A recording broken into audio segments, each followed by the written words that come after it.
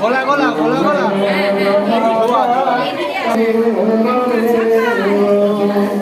আপনি সই করেছেন? শান্তি ব্রহ্ম শান্তি সর্বং শান্তি শান্তি শান্তি সামা শান্তি।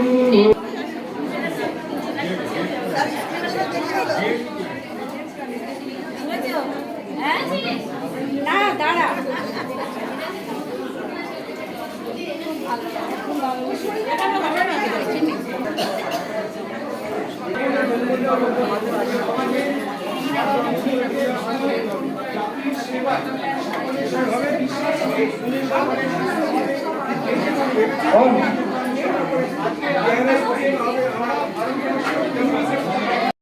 অভিনন্দন ও কৃতজ্ঞতা সুশান্ত নায়েক, সবিতা নায়েক, হরিশ সিং এবং টোটাল তাদের টিমকে আমরা হাততালি দিয়ে সম্বর্ধনা জানাবো। যাদবপুর তহসিলের তরফ থেকে সমস্ত যারা এই যজ্ঞ পরিচালনা করলেন, আমাদের খিদিরপুর